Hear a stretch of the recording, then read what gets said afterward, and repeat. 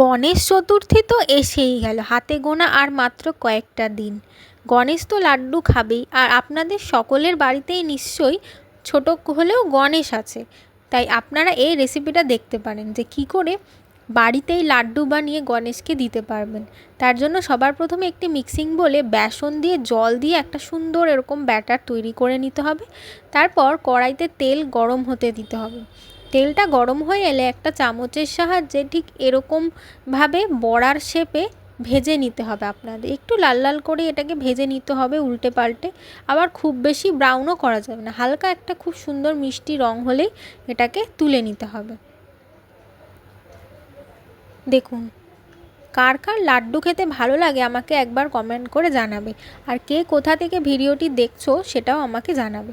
দেখো, বড়াগুলো একে একে ভাজা হয়ে গেছে। এবার আমি একটা মিক্সিং জারের মধ্যে নিয়ে নিচ্ছি এগুলো, নিয়ে এরকম একটা সুন্দর পেস্ট আমি করে নিলাম। একেবারে খুব মিহিও হবে না, একেবারে বড় বড় দানাও থাকবে না, মাঝারি সাইজে। তারপর কড়াইয়ের মধ্যে হাফ গ্লাস মতো জল নিয়ে নিলাম, আর দিয়ে দিচ্ছি 1 বাটি মতো চিনি। দিয়ে ওটা ভালো করে ফুটছে। ফোটার পর আমি দিয়ে দিচ্ছি একটুখানি ফুড কালার, কারণ লাড্ডুর কালারটা আনতে গেলে তোমাকে একটু ফুড কালার ইউজ করতেই হবে। আর তারপরে দিয়ে দিচ্ছি একটু এলাচের গুঁড়ো। দিয়ে ভালো করে মিশিয়ে নেওয়ার পরে ওই মিশ্রণটা আমি এখানে দিয়ে দিচ্ছি, দিয়ে খুব ভালো করে মিশাবো। এটাকে খানিকক্ষণ একটু পাক দিতে হবে, আর এটা যতক্ষণ না হচ্ছে ততক্ষণ না পর্যন্ত নাড়িয়ে যেতে হবে, না হলে তলায় লেগে যেতে পারে বা পুড়ে উঠতে পারে। একদম খুব সুন্দর করে এটাকে নাড়াতে হবে।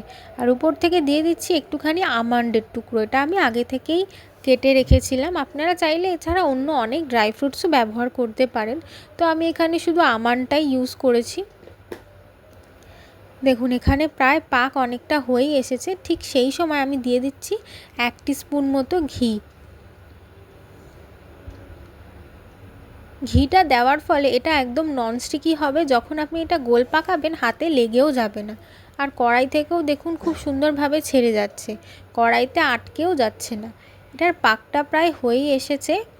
এই সময় এটাকে নামিয়ে নিতে হবে।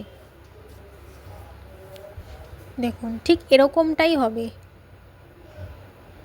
এবার এটাকে নামিয়ে কিছুক্ষণ ঠান্ডা করতে দেবো, একেবারে ঠান্ডা হয়ে গেলেও এটা গোল পাকানো যাবে না। দেখুন, আমি এভাবে এক এক করে সবকটা বানিয়ে নিয়েছি। আপনাদের যদি এই রেসিপিটি ভালো লেগে থাকে তাহলে আমার চ্যানেলটি অবশ্যই সাবস্ক্রাইব করে দেবেন, আর কেমন লাগলো একবার কমেন্ট করে জানাবেন।